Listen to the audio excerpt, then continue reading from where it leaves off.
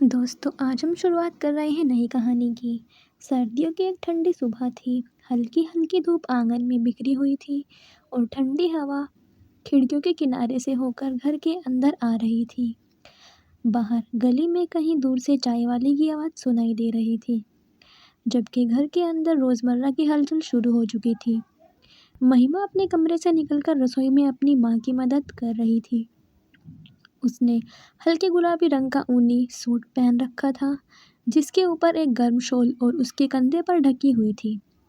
उसके लंबे काले बाल एक साधारण सी चोटी में बंधे हुए थे। चेहरे पर किसी तरह का दिखावा नहीं था, फिर भी उसकी सादगी ही उसकी सबसे बड़ी खूबसूरती थी। महिमा ने हाल ही में एमएससी पूरी की थी। पढ़ाई में वह हमेशा से ही बहुत ही अच्छी रही थी। कुछ समय पहले उसका चयन एक सरकारी नौकरी में भी हो गया था, लेकिन वह नौकरी उसके सपनों और उसकी सोच के अनुसार नहीं थी।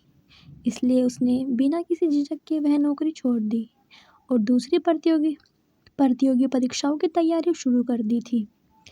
कई लोग उसके इस फैसले को समझ भी नहीं पाए थे।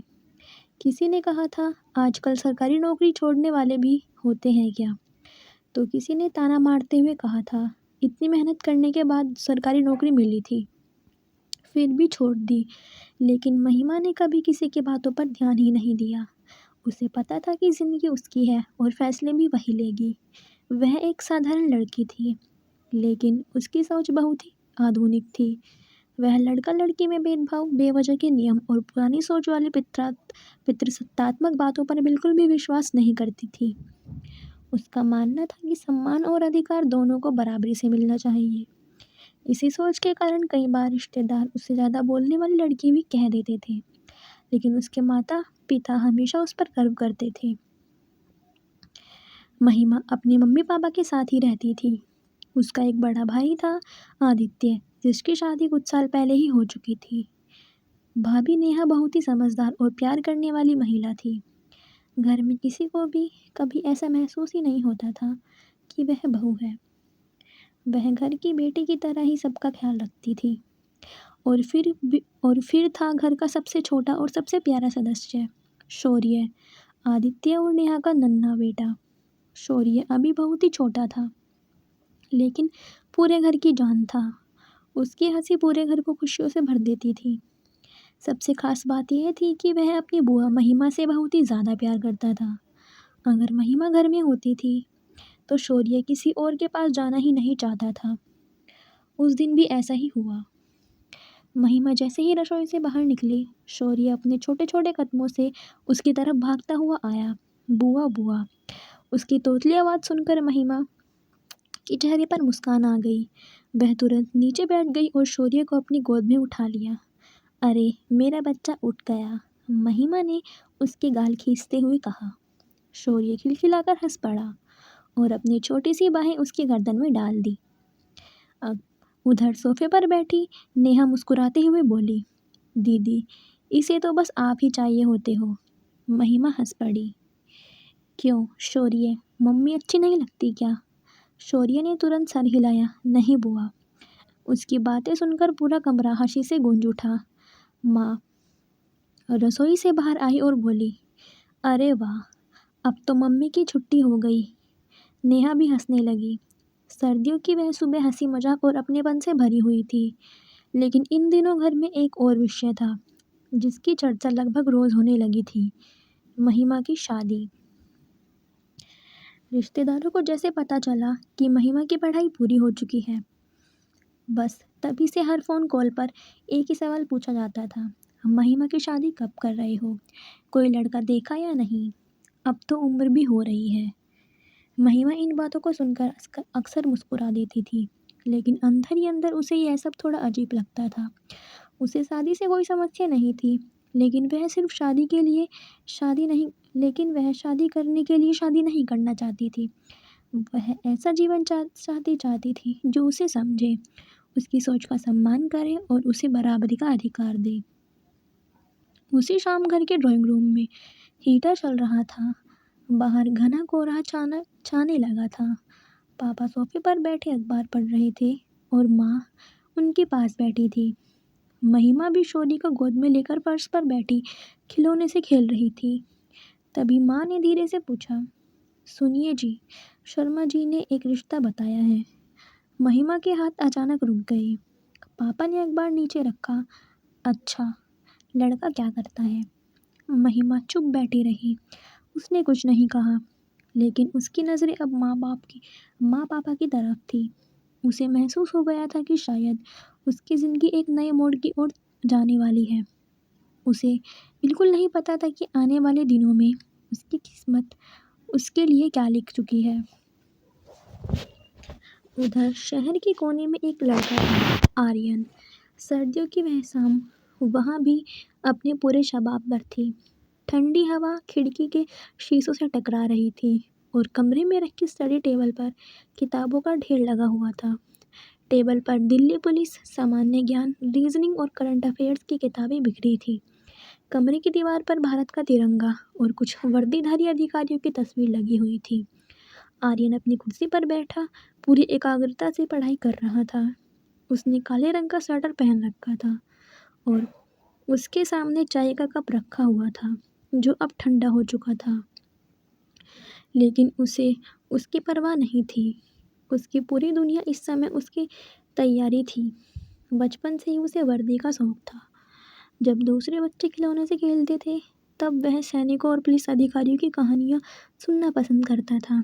स्कूल में जब भी फैंसी ड्रेस प्रतियोगिता होती, वह हमेशा पुलिस या सेना की वर्दी पहनकर जाता था। उसे देश की सेवा करने का सपना था। वह चाहता था कि एक दिन उसके कंधे पर भी वर्दी हो, लोग उसे सम्मान की नज़र से देखें और उसके माता पिता को उस पर गर्व हो था। इसी सपने के साथ वह कई सालों से लगातार मेहनत कर रहा था। इस बार उसने दिल्ली पुलिस का फॉर्म भी भरा हुआ था, लेकिन परीक्षा अच्छी गई थी और उसे पूरा विश्वास था कि इस बार उसका चयन हो जाएगा। इसी उम्मीद के सहारे वह दिन रात मेहनत कर रहा था। लेकिन उसके जीवन में सिर्फ सपने ही नहीं थे, जिम्मेदारियां भी थी। उसके पिता कैप्टन राजेश सिंह भारतीय नौसेना में सेवानिवृत्त अधिकारी थे। पूरे परिवार में उनका बहुत सम्मान था। अनुशासन उनके स्वभाव का हिस्सा था। उन्होंने अपने बेटे को मेहनत, ईमानदारी और देशभक्ति का महत्व सिखाया था। लेकिन साथ ही उनके मन में एक चिंता भी रहती थी। वे चाहते थे कि आर्यन जल्द से जल्द अपने पैरों पर खड़ा हो जाए। कई बार रात के खाने पर भी यही बात छिड़ जाती। उस दिन भी ऐसा ही हुआ। डाइनिंग टेबल पर पूरा परिवार बैठा हुआ था। माँ गरम गरम रोटियां परोस रही थी।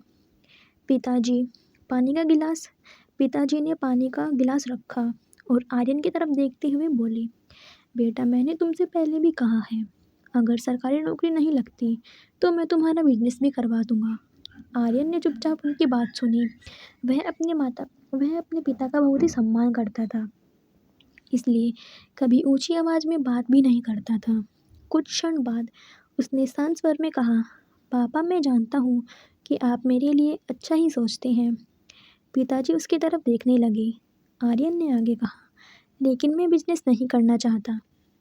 कमरे में कुछ पल के लिए सन्नाटा सा छा गया। माँ भी उसकी तरफ देखने लगी। क्यों?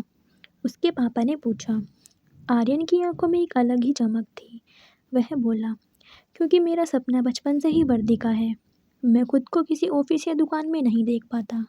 मुझे देश की सेवा करनी है, चाहे दिल्ली पुलिस हो, सेना हो या कोई और रक्षा सेवा। मैं कोशिश आखिरी दम तक करूँगा। उसकी आवाज़ में दृढ़ता साफ झलक रही थी।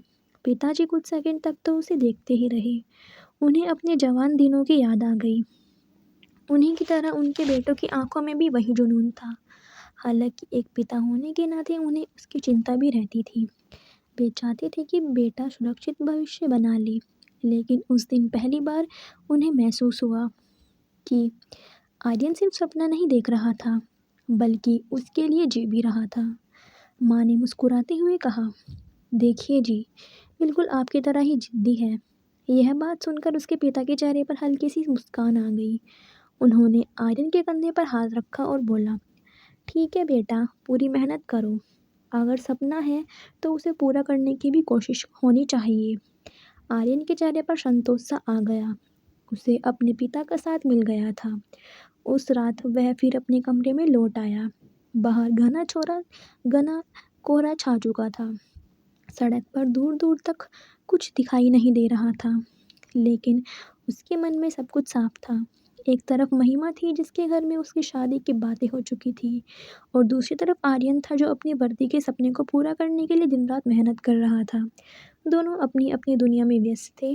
उन्हें बिल्कुल भी नहीं पता था कि बहुत जल्द उनकी राहें एक दूसरे से जुड़ने वाली है। रात काफ़ी हो चुकी थी। घर के बाकी लोग अपने अपने कमरे से जा चुके थे। बाहर ठंडी हवा चल रही थी और खिड़की के शीशों पर हल्की नमी जमने लगी थी। पूरे मोहल्ले में सन्नाटा पसरा हुआ था, लेकिन आर्यन के कमरे की लाइट अब भी जल रही थी। वह अपनी स्टडी टेबल पर छुपकर नोट्स बना रहा था। कभी किताब पढ़ता, कभी किसी महत्वपूर्ण पॉइंट्स को हाईलाइट करता। उसकी आंखों में थकान साफ दिखाई दे रही थी, लेकिन फिर भी वह लगातार पढ़ता जा रहा था। तभी धीरे से कमरे का दरवाज़ा खुला। आर्यन की माँ अंदर आई। उनके हाथ में गर्म दूध का गिलास था। जैसे ही उनकी नज़र अपने बेटे पर पड़ी, उनके चेहरे पर चिंता उभर गई। आर्यन। उनकी आवाज़ सुनकर आर्यन ने किताब से नज़रें उठाई। अरे मम्मी, आप अभी तक सोई नहीं? माँ उसके पास आकर खड़ी हो गई। उन्होंने प्यार से उसके बालों पर हाथ फेरा। पहले तुम बताओ, तुम अभी तक जाग क्यों रहे हो? आर्यन हल्का सा मुस्कुरा दिया। बस मम्मी, थोड़ा रिवीजन कर रहा था। माँ ने सामने रखी किताबों का ढेर देखा और बेटे के चेहरे की तरफ देखने लगी। कुछ क्षण तक तो वह चुपचाप निहारती रही और फिर बोली, बेटा इतनी पढ़ाई क्यों करते रहते हो? आर्यन ने कुछ नहीं कहा। माँ ने उसके गाल को हल्के से छूते हुए कहा, तुम्हारी तबीयत खराब हो जाएगी। उनकी आवाज़ में एक माँ की चिंता साफ दिखाई दे रही थी। पूरा दिन बस पढ़ाई पढ़ाई पढ़ाई, इसके अलावा तुम्हें कुछ सोचता ही नहीं है। आर्यन मुस्कुरा दिया। मम्मी, एग्ज़ाम पास में है ना, तो क्या हुआ? माँ तुरंत बोली। इसका मतलब ये थोड़ी है कि अपनी सेहत को ही भूल जाओ। उन्होंने ध्यान से उसे देखा। सच में पिछले कुछ महीनों से आर्यन पहले से काफ़ी दुबला हो चुका था। चेहरे की मासूमियत तो वही थी, लेकिन लगातार मेहनत और तनाव की वजह से थकान अब साफ नज़र आने लगी थी। माँ ने लंबी सांस ली। तुम्हें पता है तुम कितने दुबले हो गए हो? आर्यन हंस पड़ा। अरे मम्मी, इतना भी नहीं।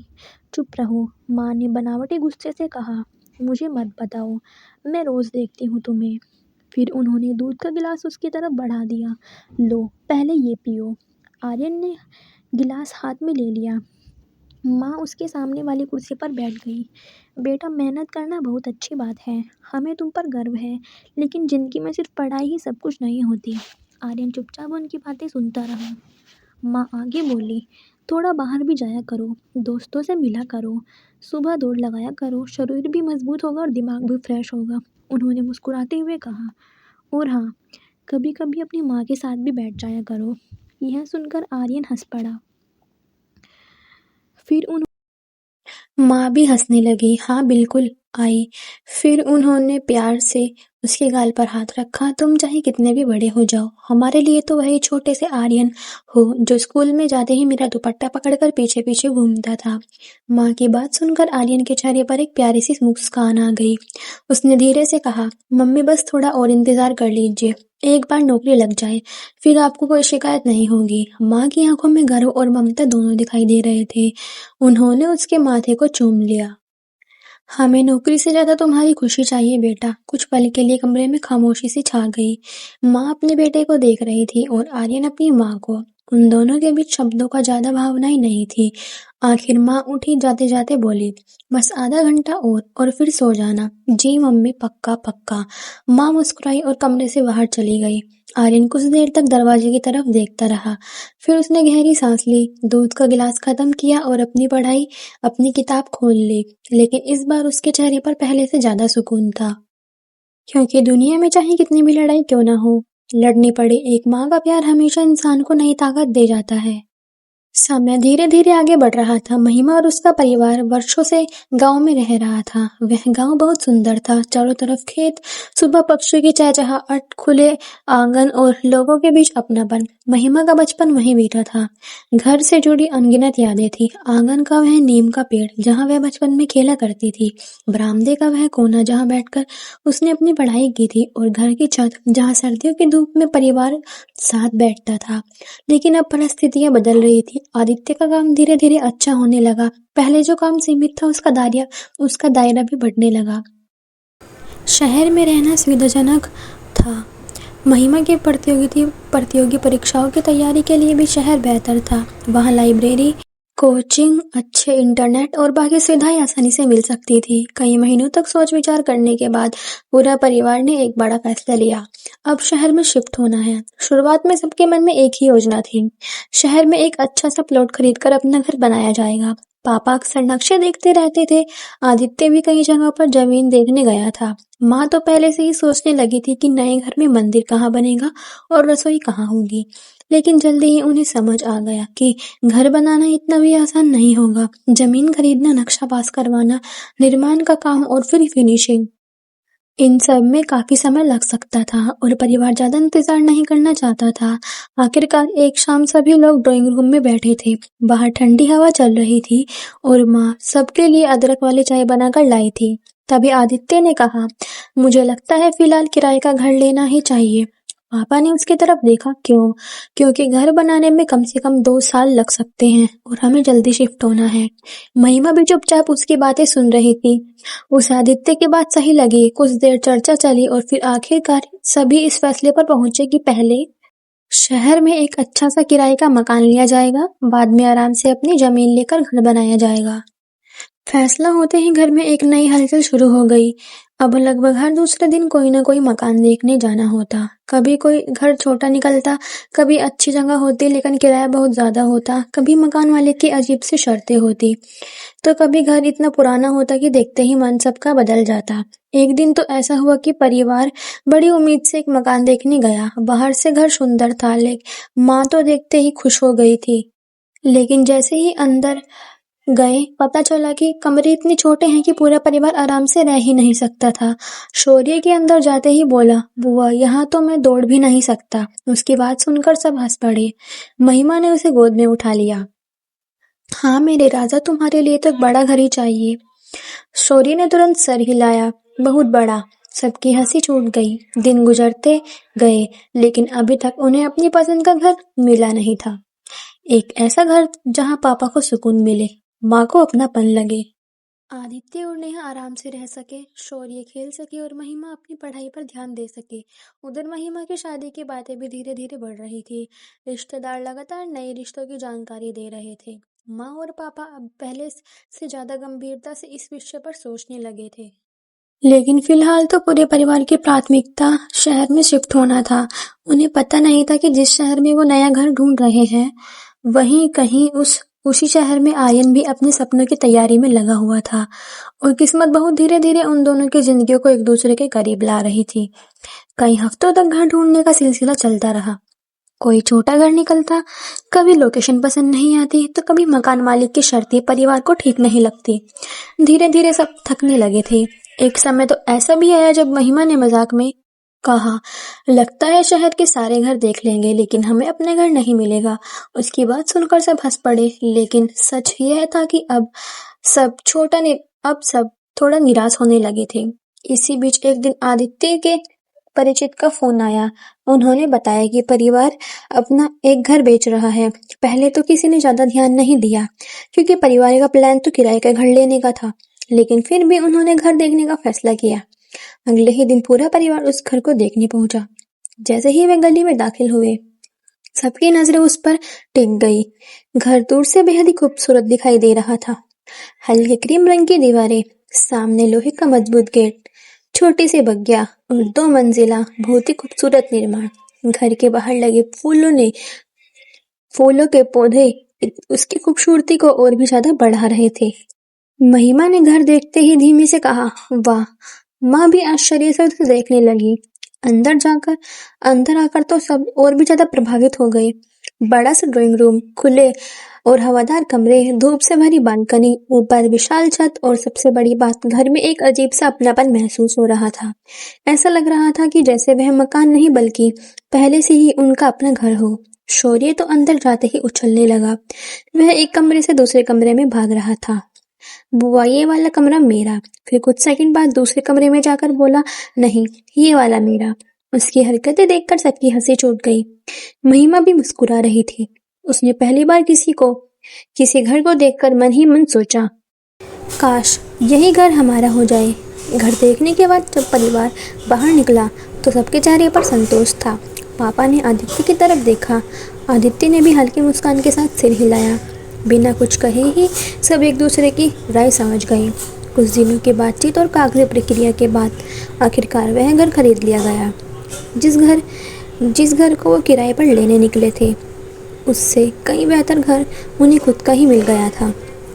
पूरे परिवार में खुशी का माहौल था और पूरे परिवार की खुशी का ठिकाना नहीं था। माँ ने तो घर की चाबियां हाथ में लेते ही भगवान को धन्यवाद किया। पापा के चेहरे पर वर्षों बाद ऐसा संतोष दिखाई दे रहा था। महिमा भी बेहद खुश थी। उसे लग रहा था जैसे जिंदगी एक नई शुरुआत की ओर बढ़ रही हो। लेकिन उन्हें यह नहीं पता था कि किस्मत ने उनके लिए एक और सरप्राइज छिपा रखा है। जिस गली में उन्होंने घर खरीदा था, उसी गली में ठीक सामने आर्यन का घर था।